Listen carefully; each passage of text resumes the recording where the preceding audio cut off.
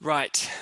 Good afternoon and welcome to this session of our series of webinars on EU Exit. This one is specifically for UK AOC holders. My name is Will Nathan and I'm Head of External Relations at the UK Civil Aviation Authority.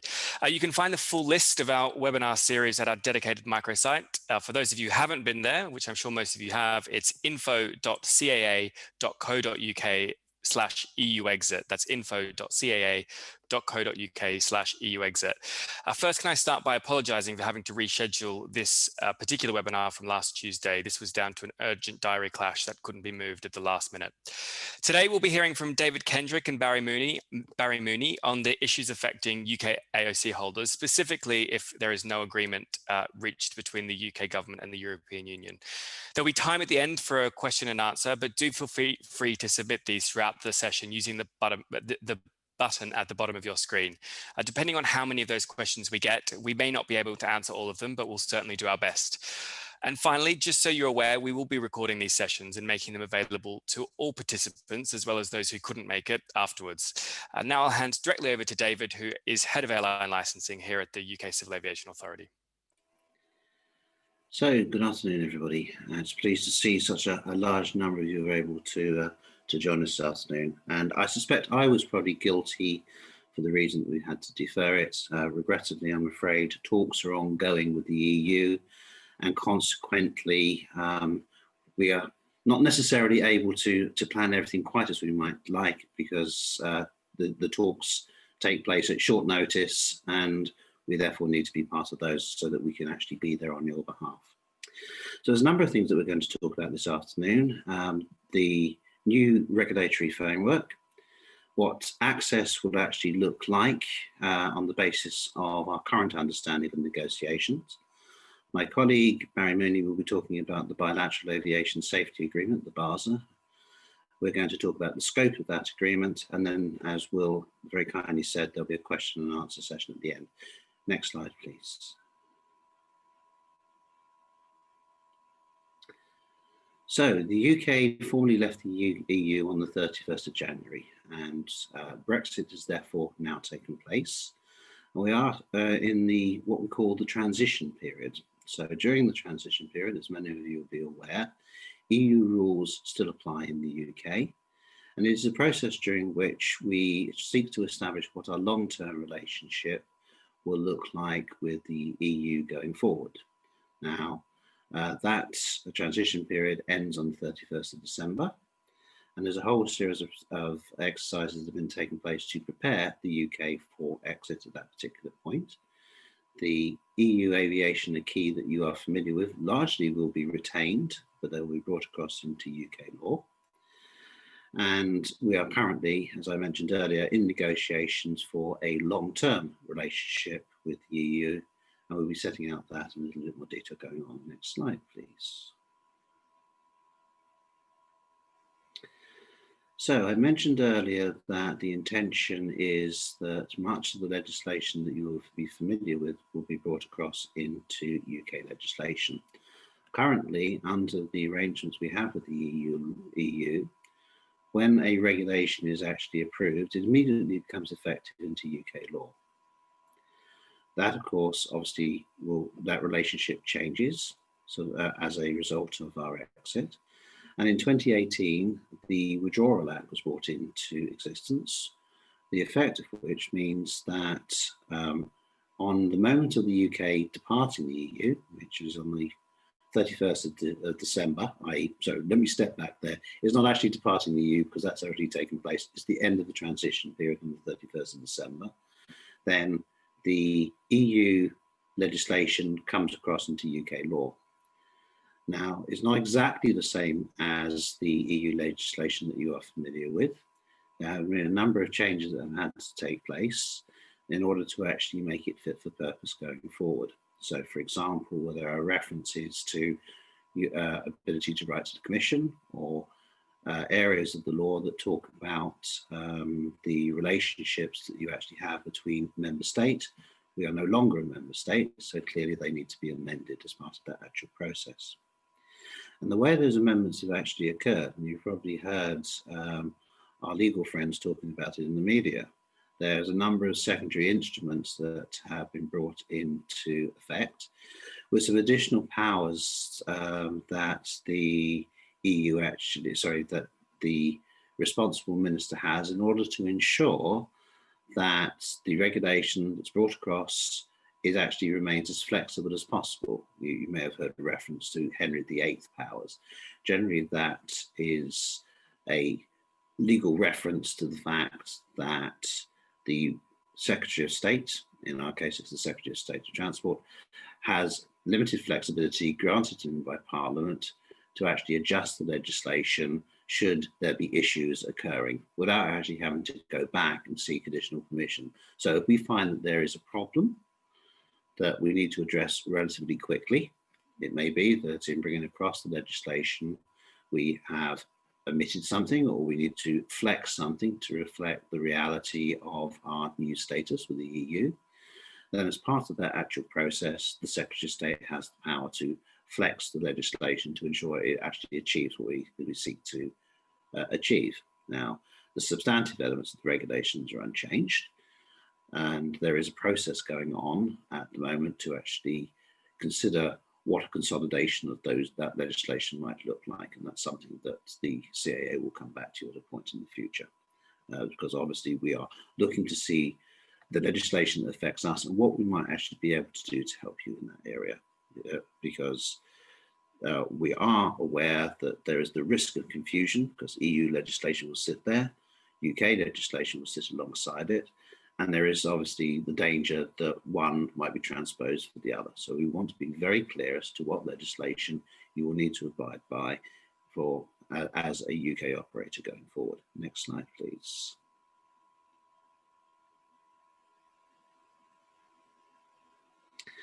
So part of the actual process of discussion, I think there might be a few more. Yes, thank you.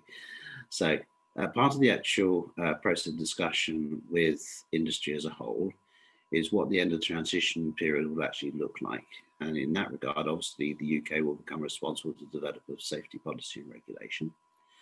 And within the CAA, we have spent several years building a capacity to take on roles that we might have done in the past, but have acted usually as a consultative partner to EASA or others to provide that capability going forward. So we've stepped up our capability or reinforced our capability where it was necessary so that we can provide you with the support that you are going to need as the CAA takes on the role of becoming, it was always an independent regulator, but it becomes it takes back the regulatory roles that the EASA currently has for us. And in doing so, obviously we want to look at a process of evolution. It's not just a question of taking things that were in the past back into UK law. Yes, we need to do that in order to provide a foundation. But as part of that process, we are looking at what rulemaking will actually look like going forward and how you would be part of that actual process to ensure that in setting rules and guidance for the future, that we have ensured that it actually captures your needs as part of the actual process. So part of that will be the publication of an annual list of proposed change. And within that, we will be prioritizing those areas of legislation that we feel need to be addressed as part of this process. So colleagues within our policy area are currently looking at the programme for change for 2021. And we anticipate that that will be published towards the end of this year, probably in the last fortnight or so of December. Changes for 21 are likely to be concentrating on ensuring that we have completed the implementation of our departure from the EU. But of course, as part of that, we want to be ambitious. So we want to strike out for our own where it's appropriate to do so, reflecting the fact that we believe that we, outside of the EASA process, we can be nimble in a number of areas that actually reflect areas that you have brought to our attention that you would like to be addressed as part of rulemaking going forward. Next slide, please. So what does the actual next stage of this process actually look like? I have to wait for the slides to catch up with me. So let's try and break this down into a number of areas. So currently discussions have been taking place since March I and some of my colleagues have been part of the negotiating team that is led in respect of aviation transport by the Department for Transport, but overall sits within a framework that Number 10 and the Cabinet Office lead. Now, some of you will be aware that we're not actually negotiating an air service agreement in isolation. What we're actually negotiating, and which adds to the level of complexity, is a future trade agreement of which aviation is a part. So you may have heard of the phrase that nothing's agreed until everything's agreed. That, I think, for people such as me, is quite a challenge in the fact that the air service negotiations that I've been party to in the past have been difficult enough for themselves to actually bring to the table, in terms of there is a lot of work that needs to be done. But it's complex in this scenario because certain elements of what you would normally find to sit within an air service agreement, for example, items surrounding fair competition or dispute resolution, are actually dealt with in the overarching agreement itself. So you have to contribute to the work that other sectors are doing in order to provide a structure that works overall. That, I'm afraid, has added significantly to the complexity of the work, but I'm pleased to say that we've actually made quite a lot of progress in that regard. And as the avid amongst you that have been watching the media, the talks are continuing this week, and indeed that's part of the reason why we wanted to do the series of webinars when we actually did, to actually ensure that if there are questions or areas that we may not have picked up, I believe that we've actually been undertaking a fairly comprehensive engagement with you over the course of the last few years since the decision to leave the EU was made, that we actually capture it hopefully during the course of the question and answer session at the end. So one thing that's key to us in all of this is to ensure the stability for passengers and industry, i.e. so what does that mean? i.e. even though COVID is probably not something that we anticipated having to consider as part of the evaluation, that passengers have confidence that if they're able, that they are travelling in December and returning in January, that for them, the issue is as seamless as possible, i.e. they can leave and return to the UK and have a full understanding of the basis on which they are departing and returning, and that the actual process that surrounds them really is as familiar with them as we possibly can make it. And similarly, although there will need to be changes, part of the reason that we've been reaching out to industry so that we understand your needs, hopefully capture them as closely as we can, is to give you the confidence that the structure going forward supports what you actually need to do. So key to that, of course, is an area that I have discussed with many of you, I'm sure, individually, which is market access. Now, market access is obviously the traffic rights that might actually exist between the UK and the EU. I say the EU because obviously they are negotiating as a bloc, they're not negotiating as individual countries. And so that again is something that's unusual for us, in the fact that normally the conversations that we actually have are a bilateral negotiation. So for example, there is a series of agreements that we've already put in place that cover operations or will cover operations and come into effect on the 1st of January 2021. So in that regard, a replacement air service agreement with America, similarly with Canada, and indeed replacing all of the air service agreements that we've been a party to as a result of our membership of the EU, and which obviously will no longer have effect when we actually finally end the transition period. So I'm pleased to say that all of those agreements are actually in place. There are one or two things that need to be done in terms of final signatures and final ratification, but we are confident, along with our colleagues in the Department for Transport, that we've addressed that needs in that area. The only agreement that needs to be finalised, arguably is one of the most challenging, of course, is hoping to reach an agreement with the EU as to what market access might look like. Now, in that regard, the policy that Cabinet Office in Number 10 has advised us that they are looking for is the process of reciprocity. Now, it may not be reciprocity in absolutely every area, but on balance, if you look at the agreement that applies to EU air carriers and UK air carriers, with some restructuring that sits in there, that it's as fair and as equitable as the circumstances allow. Now, at the moment, the conversations that we have focused upon have concentrated on the rights of access to the EU and for UK carriers, both backwards and forwards, so third and fourth freedoms for those that are aware of the traffic rights. And that would obviously be on a reciprocal basis. So what we allow EU carriers, UK carriers would be allowed in return. Now, I touched earlier about the approach that we are taking to ensuring that there are air service agreements in place with the rest of the world. The majority of the air service agreements that we actually have in place aren't touched by our departure from the EU at all.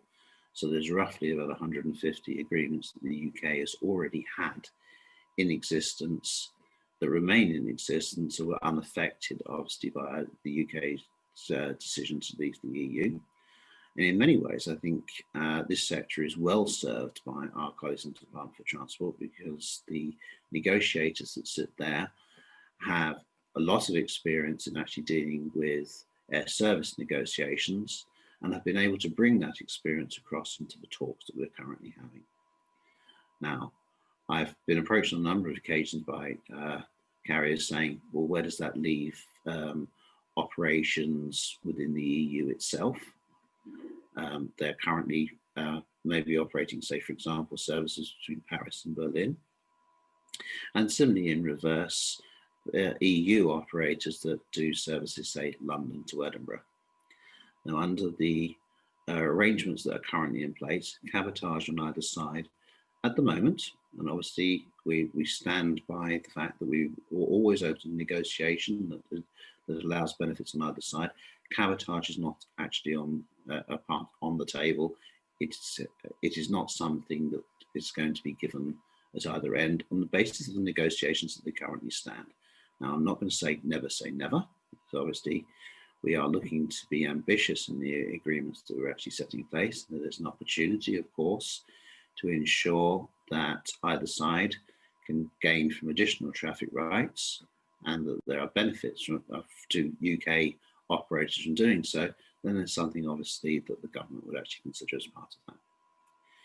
Now, one of the things that we've been very keen to ensure as part of the actual process here is that the ad hoc charter area is well understood by our colleagues, both in the Department for Transport, obviously we're in a privileged position in that regard. And as I said, they are well experienced negotiators in this area. So in many ways, we're pushing on an open door and explaining exactly how these type of operations work. And similarly, we've been able to bring that experience in the understanding of the actual negotiations itself, so that we are aware of the economic drivers on both sides, because bear in mind that this is intended to be a balance agreement that such operators provide. Next slide, please.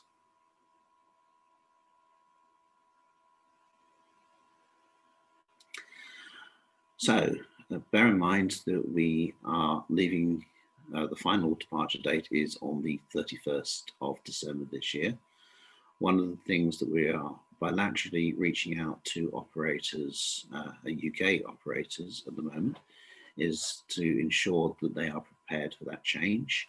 You'll have seen there's a fairly extensive ongoing government campaign in that regard, just to make sure that people have actually thought about the implications of them, and then they have done they put in place the relevant measures to ensure that they can move forward. And go back to the point I made earlier, that we're actually looking to have confidence both for industry and for passengers that they'll be able to travel pretty much as they did before.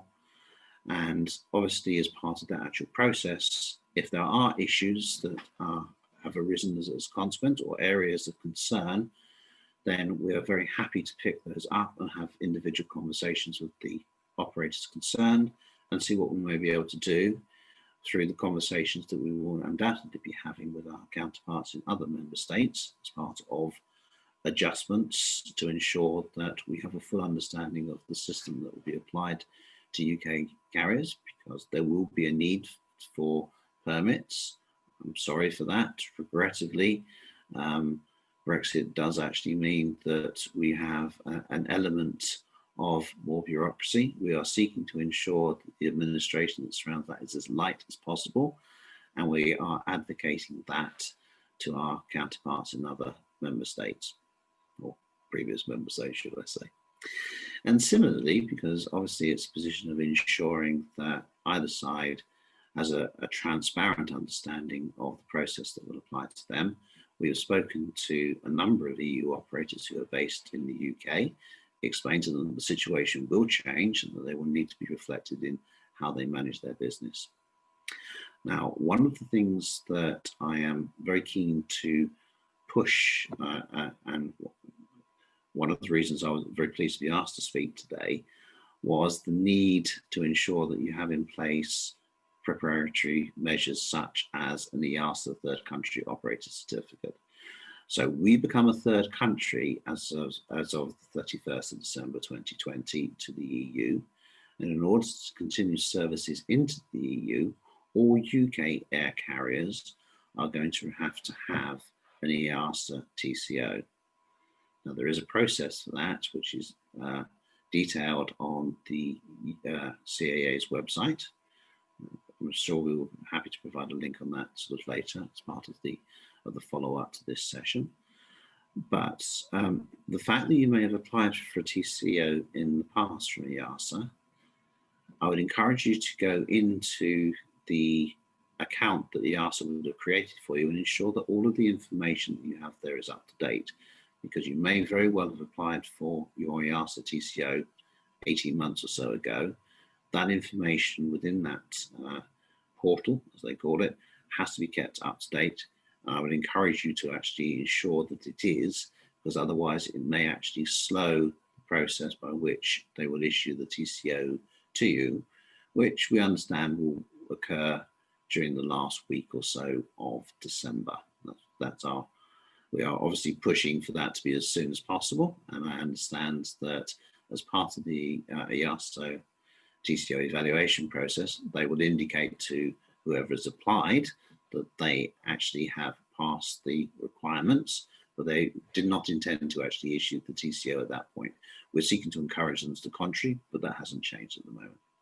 So similarly, EU operators that are coming to the UK will, because we've taken it into our domestic legislation, require a TCO from the CAA. And we are in the process now of ensuring that those applications are considered. We have granted a number of those applications at this stage because it goes back to the point I made earlier about clarity, confidence, transparency, and indeed we believe in leading by example. So it's much easier for us to seek to persuade EASA to issue a TCO if the UK has already started that process. And I think that is the last slide from me, and I'll pass across at this point to my colleague Barry Manning. Thank you. Good afternoon. I'm going to be speaking for a few moments on the aircrew regulatory changes and the impact as well on flight crew training. We're terming it the Bilateral Aviation Safety Agreement, but as David has already said, it's actually just forms the aviation safety portion of the wider trade agreement. But colloquially, we just call it a bilateral. So there's a few things just to be understood. The current trade agreement that's in place, and David said he's part of negotiating, what needs to be understood and is clear at this point, it does not include any provision for mutual recognition related to aircrew regulation. So flight crew licensing, flight crew training is not included. The scope at the moment, and even if it does come to fruition, will only be for design and production and freedoms of the air from the AOC side of things. So the CAA will cease to be an EASA member state competent authority from the 31st of December 2020. So from the 1st of January 21, the terms of the Withdrawal Act actually come into force. So we have certain guidelines and parameters that are actually set down in law. Can we go to the next slide, please?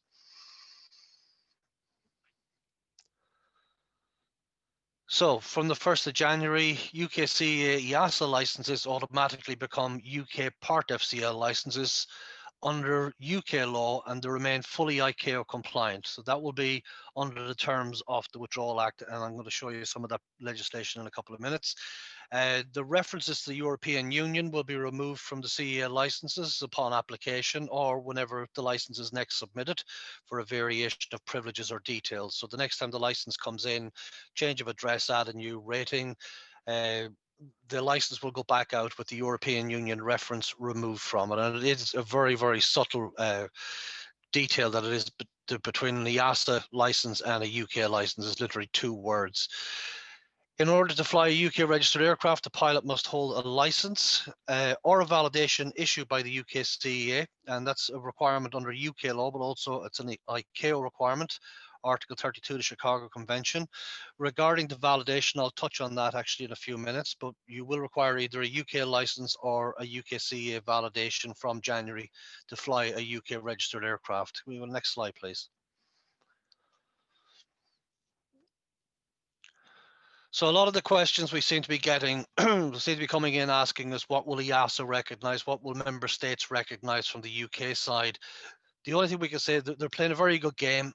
They're playing very tight and they're not giving away anything with regard to what they will accept.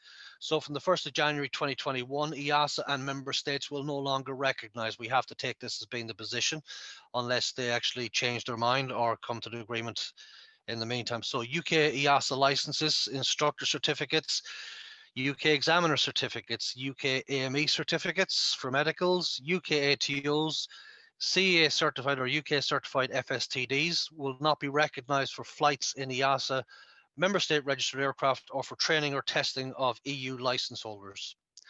So we have to assume that nothing will be recognized in EASA land with regard to being conducted by UK license holders or approval certificate holders. We'll go next slide, please.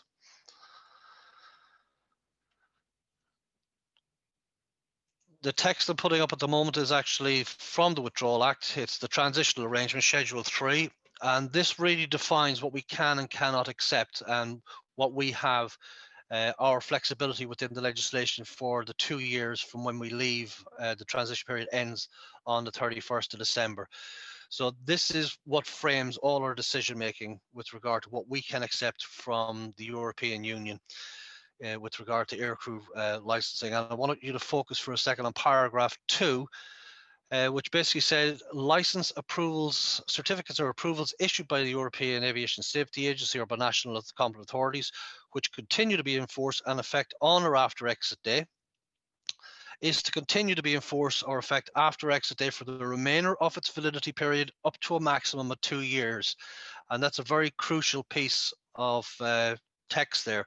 So in order for anything to be recognized by us and fall under the scope of this piece of legislation, it must first of all be valid and issued prior to the 31st of December of this year. And then depending on whether it's a license, a certificate or approval, we can only recognize it for the remainder of its validity period up to a maximum of 2 years. So for example, I'll give you some examples. An instructor certificate is valid for 3 years, an FSTD is valid for 12 months, but a pilot's license is non-expiring. So for the non-expiring license, we can accept that for the full 2 years.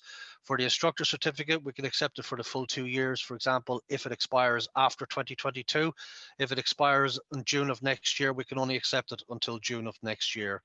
So they're to be treated as if they were issued by the CAA. And paragraph 3 talks about the validation, which basically said we must validate part of CL licenses and must do so if the license was issued in accordance with 1178/2011, which basically means they have an EASA license and the license holder's language proficiency of at least level 4. So we have to issue them with a validation, which could prove problematic if we have several thousand people applying for validations. Can we just go to the next slide, please? So the key thing to understand is whether something is a license, a certificate, or an approval. So a lot of the questions are, can we accept a TRE doing a test on a UK license holder? Can we accept, an EASA ATO on a UK license holder. So the first thing we need to understand is it a license, is it a certificate, or is it an approval? So an ATO will be an approval, an examiner and instructor will be a certificate, an FSTD is a certificate, and the license is the actual license holder himself, so commercial pilot, ATPL, so on. So if it has an expiry date, it runs to the expiry.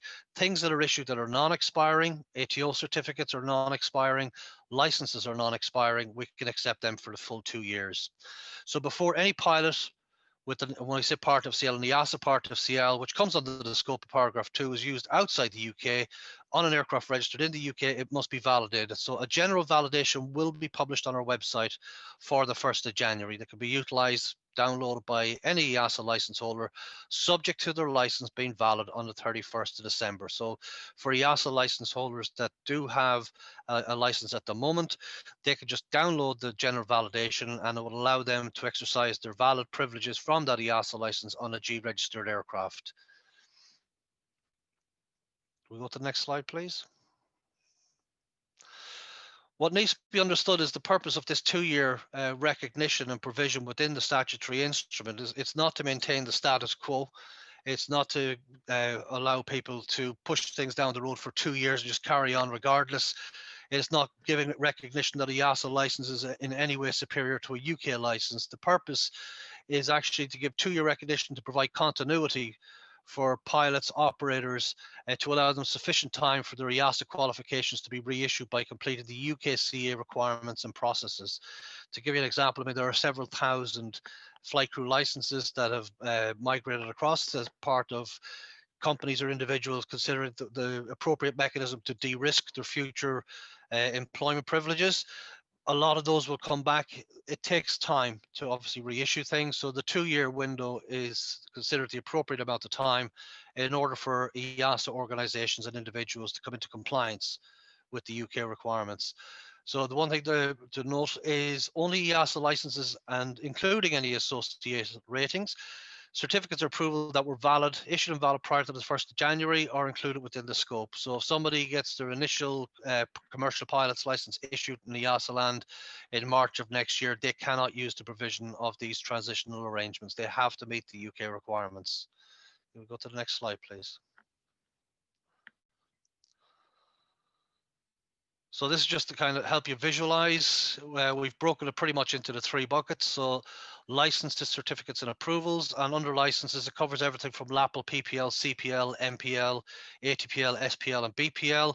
And caveat that included any associated ratings. So any type ratings, class ratings, instrument ratings, additional ratings, banner, towing, night, aerobatics are all embedded and covered within that 2-year provision and recognition of the license.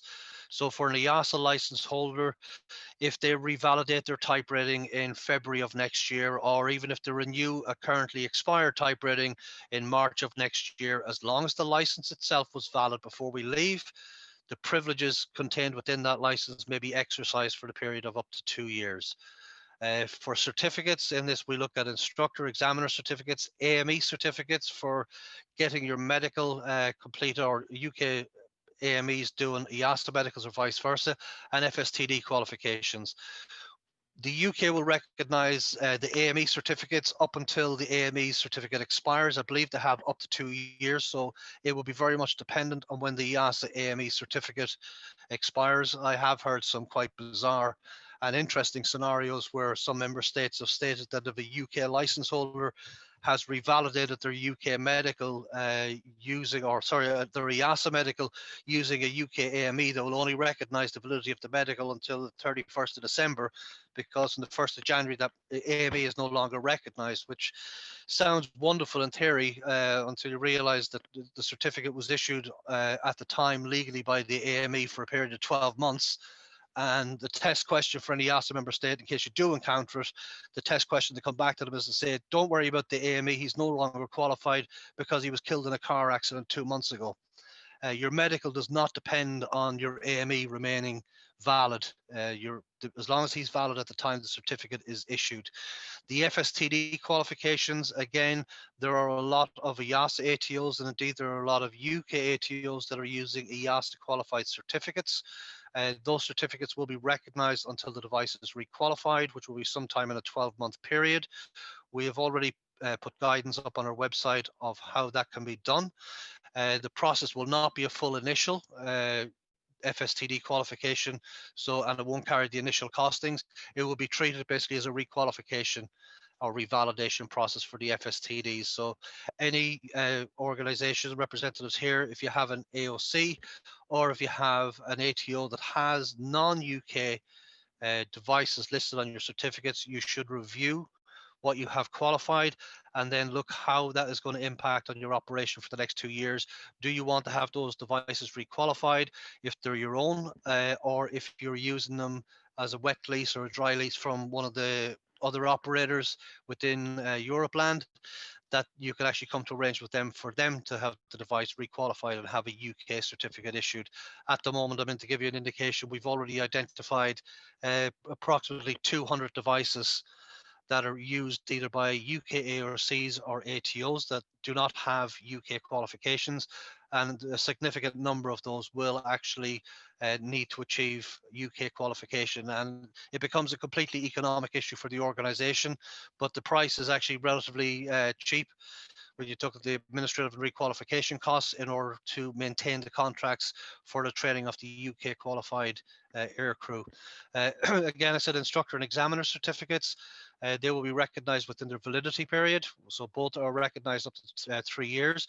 So again, everything is what we will recognize that has been issued by an EASA member state for exercising their privileges on a UK license holder. This does not reflect on an EASA examiner requalifying an EASA license holder who's utilizing a validation. He maintains his EASA license in accordance with their regulations. So therefore, the 2-year provision does not apply in that scenario, only if the examiner is exercising his privileges on a UK license holder. The last one I've put in is approvals, which are the ATO certificates. And I know it's ironic I call it a certificate, but it is an approval. And the reason is, again, the ATO approvals do not have an expiry date. The maintenance of an ATO's privileges are based on ongoing compliance being demonstrated. Can we go to the next slide, please? Because of that, we will recognize training at an EASA ATO for the full 2-year period. And that includes if that ATO has added a new course or amended any part of its certificate. As long as the certificate was valid before we leave, we will accept it for exercising its privileges for UK licensing purposes. So to put it into the 3 basic categories: licenses, EASA FCL licenses are non-expiring. Therefore, the CAA will recognize the license for the full 2-year period, including any ratings that may be added or revalidated during that 2-year period. And this is subject to the license being valid on the 31st of December.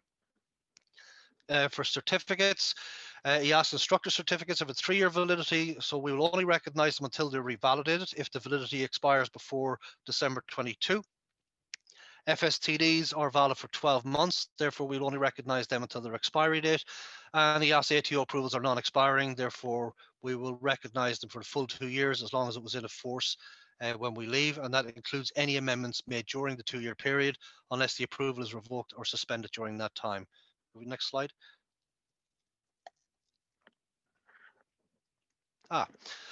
This is just some basic links and information we have on our microsite, which is getting amended frequently because, again, as the landscape changes, as any information comes to light, as anything, our position becomes clear in any regard, we will make the necessary changes on the microsite. So it is very much a moving landscape, but we're pretty much confident now of the trajectory we're following and where we're going to be at the end of the year. Some of the things, like, for example, EASA license holders seeking to get a UK license in the new year, we should have guidance on the website within about a 2-week period as we're finalizing our processes for conversion of an EASA license in order to be reissued a UK license in the new year. Obviously, we have our Skywise alerts, and indeed EASA has some information on their website in relation to Brexit and third country operator approvals. We'll go to the next slide. Oh, hurrah, that's me finished. So I'll hand it back over to you, Will. Great. Thanks, David. Thanks, Barry. I hope everyone agrees that that was a hugely informative session. As I said at the beginning, we'll turn to questions and answers now. If I could ask that people submit their questions through the written function, which is a Q&A tab at the bottom of your screen, that would be great, as opposed to raising your hand. We've already had quite a few come in, so we'll turn to those now. And forgive me if we're repeating things you guys have already covered, but it's good to make sure that the messages are well understood. So I think, Barry, the first one's for you, which is, will existing 71(1) exemptions on flight time limitations and alternative means of compliance automatically carry over from EASA to UK law?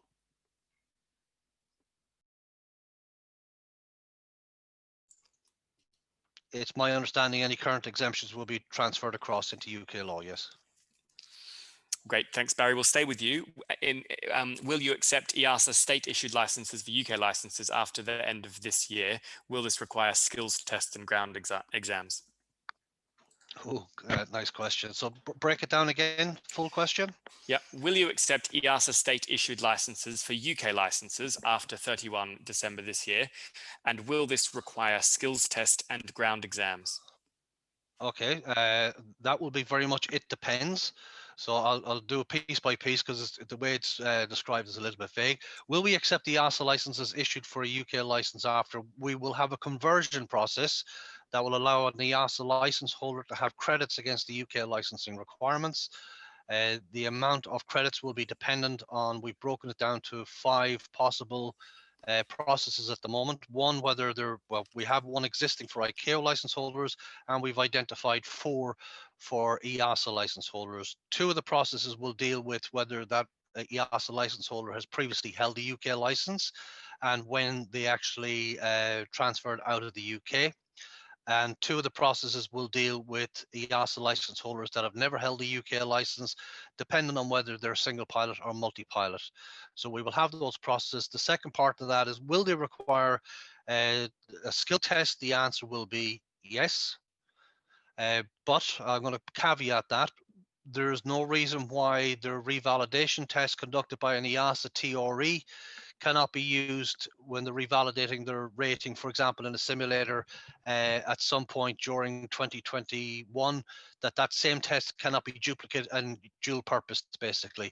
The processes will be described, and if the processes are followed and the examiner complies with our processes, if the one test event could be used for 2 purposes. And the last thing is the ground exams. Yes, this little prickly pear. Yes, we will accept the EASA ground exams that are embedded within an EASA license if they're returning. They've sat the same exams, they're coming back in. So if they're an EASA license holder that is valid before the end of this year and they are converting next year in that particular process, they will not be required to retake the ground exams. That will be absolutely ridiculous to even expect that. But some member states may actually adopt that particular policy. It has nothing got to do with safety. In fact, if anything, it kind of undermines the entire integrity of the whole system we spent 20 years building up. But anyways, we won't express any opinions on that. So does that answer that question? That does answer the question. Thanks, Barry. One more for you before we turn to Mr. Kendrick. Post-transition period, will an examiner with a UK issued license be permitted to conduct proficiency checks on holders of a license issued by an EU authority? Again, that is going to be a very much, it depends. Without doing anything, his UK examiner TRE, for example, will not be accepted or recognized for doing a test on a proficiency check on an EASA license holder.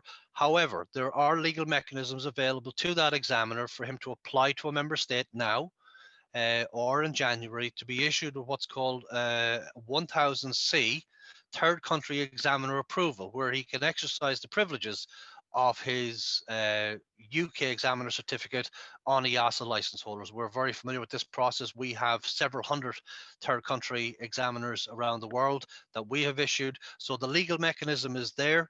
And if it is a UK examiner at the moment concerned and he is conducting training or testing on flight crew license holders within their training department, they should probably consult with either the competent authority of the license holders, or if there's multiple license holders, find a nice friendly authority that speaks English and take a pragmatic view to this.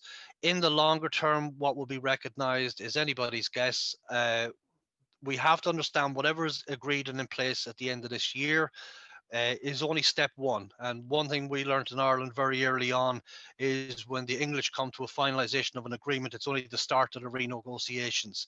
So what you will find is when the first agreement is ready, there will be second and third phases of talks with the European Union. And hopefully at some point, we will find that the aircrew regulation and flight crew licenses will be included in one of those conversations, but that will be an ecumenical matter. Great, thanks, Barry. I'll give you a breather now and turn back to David. And David, the first question for you is, will owner flights, that is non-commercial flights, be affected in terms of market access? No, it would be no different, because an owner flight is basically a private flight, and therefore the same now as same after exit as it is now. It makes no difference.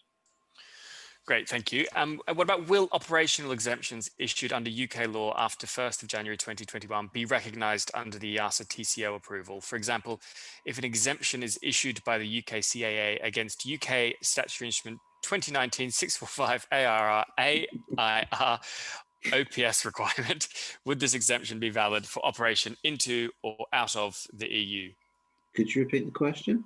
That's right, I'm teasing you. So, yes, essentially we become a third country. All of the certificates that you actually file, even though, as Barry said, we'll have EASA on them largely, will go into the system, and all of that will be recognised by EASA as part of the process they do for evaluation and recognition of any third country operator. In many ways, they're in a privileged position from the majority of TCOs that they actually look at from around the world, because they have us to ask questions of, and despite obviously the fact that we're leaving, we have good relationships with the EASA, and long may that remain. And they have a knowledge of UK operators, and we really couldn't be much closer to them in terms of the legislation that we're abiding by. So yes, an answer to that question. Wonderful, thank you. When do operators need to hold the TCO to operate from January 2021? So they need to have the TCO in place by January, on both sides, by the 1st of January. So if you've not applied for your EASA TCO yet, please do so. And if you're an EU carrier that's on today's call, welcome. Can you apply for your UK TCO? Because otherwise, that is the type of administrative burden that you are going to have to pick up at short notice and try to get over the line before you actually operate your flight. We're trying to get rid of issues such as that as early in the process as we can. And I know from our conversation with the EASA that they see the same sort of thing. They want to deal with these now. So please apply if you've not already done so. Message is loud and clear. Thanks, David. Another one for you. We have a TCO pending for our AOC operations. We also hold a part SPO declaration for other activities. Are you aware, of any EU-wide recognition like AOC TCO for these activities, or will we revert to individual engagement with national authorities for each activity and location? If so, can NAA contacts be published? Was not in that one. So yes, there is an ongoing conversation in that regard. We hope to be able to provide some guidance in that in coming weeks. Can't say exactly when, but we hope to provide some guidance there. And there is an entire process that we're actually looking at now as to how the SPO process will look at both at the member state level, either for those that remain within the EU and us, and where we actually need to bilaterally engage to actually ensure there's as much continuity as possible and it's as simple as possible. So watch the space, Paul. Great. And one more for you, David, before we turn back to Barry. What happens to third and fourth freedoms if the Brexit negotiations fail? What is the status of the basic connectivity regulation, which was previously passed by the Commission? Okay, so there's a number of things. The basic connectivity regulation was part of their no deal preparation. So the bare minimum there has to be is third and fourth freedoms, otherwise we don't actually have an air service agreement. So if we reach a point where we may not reach an agreement. Let's be frank about this. This is a negotiation on both sides. It is a difficult negotiation, as you've probably seen, and we are actually coming up in many ways close to the wire. Do we actually want to be at this stage? I don't think anybody on either side wants to be at this stage, but as we all know, you don't control politics. We have in place a process whereby we can ensure continuity, and I have no doubt that my counterparts in EU within the Commission have a similar process in place. So would it be exactly the same as the last regulation that was published? Maybe not exactly the same, but I should imagine there'll be a lot of carry through from it. We are, bear in mind that even before the creation of the European Common Aviation Area, the UK didn't always have agreements with some of the member states concerned that it happily flew to. I mean, we, in those days, although the numbers are now significantly higher, some 9 million people flew to Spain every year, and the UK hadn't had an air service agreement with Spain since, I believe, the 50s. So there are ways and means of ensuring continuity. Actually, one last one for you that's just come in, David. How will operators gain permits for last-minute ad hoc charter flights? So is that from us or from the EU? I assume, take it as being from us. So they will have to, they will apply to us. There will be a process that we will evaluate them by. So what does that process actually looks like? Well, one of the things that we are considering, and we're only considering it if there is a basis of reciprocity, I hasten to add, is we don't want to get into the process of last minute permissions on either side in relation to flights between the EU and the UK. And it may be that we can put in place a structure of block permits, i.e. you have a permit that has a limited life expectancy, it may be 2 or 3 months, that allows you to undertake those just-in-time charters, which we know are vital to the ad hoc charter market. One of the things that we are keen to ensure is that that sector is as protected, not with all sectors, we're interested in everybody, don't get me wrong, is as protected, and that the administrative burden there is as light as it possibly can be, consistent with our obligations, both under international law and whatever agreement we may actually reach with the EU. And the one thing, obviously I can't talk about the negotiations themselves, but the EU is also quite keen to ensure that this sector is not damaged.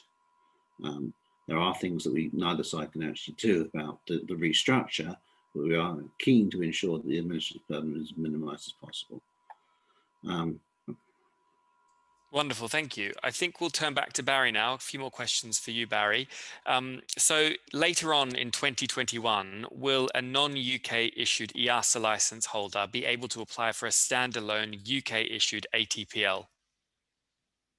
Yes, I mean, you always could apply for a UK license. You always will be able to apply as long as the UK remains an ICAO signatory state. You will always be able to apply for a UK license, subject to whatever processes are in place at that time. You know, even at the moment, if you have an EASA license, you can apply for a UK ATPL on the basis of that. It's what will the process be and the requirements be on the basis of what you're applying for at the time. So the short answer is, of course, you'll always be able to apply for a UK license. And how will an EASA issued flight crew license transfer to the UK work, I think is the question, after the 2 years? Okay. At the moment, we have a process which was formerly called Article 8. It's now Article 3 under the ERCA regulations covered in the cover regulation that will transfer across. And it basically states that they will meet all the EASA requirements. When it transfers, they will meet all the UK requirements, and we can give them credits for specific parts of that. Now, obviously, while we're completely aligned, they will probably more than likely be able to receive full credits. So it will be pretty much demonstration of competence through test. Obviously, after the 2-year period is up, there may be some divergence in the requirements. But as long as the EASA license can be demonstrated to be of the same level of safety as the UK license, and we haven't advanced too far ahead of EASA in that 2-year period, we could still accept the EASA credits. coming across. And obviously, if there is any deficiencies with the EASA standards identified by us in the 2 years, we will probably want those risks identified and mitigated against, i.e. through either training before testing or demonstration through test. Does that answer the question? It does. And a question on clarity for, here, Barry. Please confirm that an existing non-UK issued EASA license holder can fly a UK registered aircraft without validation for a period of 2 years, as long as the flight is operated only in UK airspace. What happens if an aircraft has to be diverted to an airport, say in Norway? Well, first of all, if there's any chance that that aircraft is going to be diverted, please take the 2 minutes to get onto the website, download the general validation. It's not individual specific, but it can save a little bit of embarrassment and delay in the event of a SAFA or SANA check in an EASA member state. Yes, technically, according to the legislation, it will not be required if you're flying a G-registered aircraft inside the UK. That's again because if you are subject to a ramp check, it will be by a CAA inspector more than likely, and we already are aware of the requirements. But belt and braces, it takes 2 seconds to do. Just do it and save the risk. You don't want to risk 10 minutes delay of an argument on a ramp where you don't have to. It's worth just saying that document's not available on our website just yet. It will be closer to the end of December, and we'll be sending out a Skywise alert and indeed an email alerting you all when it is ready for download. I think we have one here, if I'm not mistaken, for our airworthiness colleagues. So I think we might have one of them on the line who can help with this one. Will EASA approved STCs be accepted by the CAA without having to go through another approval process like happens with FAA STCs do with EASA? Stuart, are you able to answer that one? Yes, I'll give you quite a short answer at this stage, because anything issued by EASA prior to 31st of December will be accepted. But post January 31st, I prefer the answer to come from the specific design and certification webinar, which I'm not sure what date. Hopefully Will can share that date, because what the CAA are in the process of producing a series of flow charts for STC acceptance, validation, and streamline validations, and it does depend quite a lot on what level they're at. So I'd prefer the full answer to come from that forum. That's taking place next Wednesday, I think. Full details should be on our website, but it's taking place on Wednesday next week. Okay, thank you. Another one for David. We will have to wrap up shortly, but we'll try and get a couple more questions in. David, does an EU AOC operator, as an EU AOC operator, we have to obtain, and when, the foreign carrier permit to continue to operate commercial business jet charters to, from, and within the UK from the EU, EAA, and EFTA, ? The operator already holds a valid TCO for the UK. Okay, so the TCO is basically the safety permission. It doesn't give you the right to come here, but without it, you can't come here. So, sorry, the question's disappeared now. Do you want to repeat the question to me, Will? Yeah, apologies, that was my fault. Does an EU AOC operator have to obtain, and when, the foreign carrier permit to continue to operate commercial business jet charters to, from, and within the UK? Yeah, that's fine. Thank you for reminding me. No worries. So in that regard, yes, you will need a foreign carrier permit in order to come to the UK. So basically, all EU operators become third country operators to the UK, and we have a well-established foreign carrier permit process that issues some 4,000 permits to third country operators now. Every year we issue that many permits. So the EU will come into that scheme. We will structure it perhaps in a different way. I mentioned earlier the intention to put in place a block permit process, but don't get me wrong, the intention is that UK airlines, or air carriers rather, are not really disadvantaged by that. The aim will be that it will be reciprocal. So if we cannot agree a process probably on a country by country basis of reciprocity, then it may very well be for that country, at least that scheme will be withdrawn. We're being very flexible about it. We want to lead by example, as I said earlier. Great. And just going back to a question you were asked before, David, on the flip side, which is how would an ad hoc charter organization apply for a last minute permit from the EU country flying to? So that's the same question, but for the EU, as opposed to the question you answered, which was to us. I suppose that if the block permit system comes into place, as we hope it will be, or we'll seek to persuade as many countries as possible to have something similar. And bear in mind that some already do have a scheme like that. Then they will be able to do those last-minute permits. The rest, we're trying to put information on our website as we're gathering in that information. I think there's a hard question there regarding cabotage, Will, that I'm very happy to pick up. Go for it. So I think the question is, given us today cabotage will not be allowed and that permits potentially will be required for each flight, do you have concerns about losing potentially dozens of UK AOC holders who conduct private charter flights to either bankruptcy or moving their certificates to a member state? Yes, of course we do. Every one of you is important to us. We've known you, we have licensed you for a long period of time. Many of you we know as friends. So everything that affects you affects us indirectly. And we are keen to ensure that the structure that is in place supports you as best we can. Not everything will be perfect, we know that, but it doesn't mean to say that we're not going to try and make it as good as we possibly can. Great, thanks, David. And one final question for Barry. Will license arrangements apply in UK dependent territories?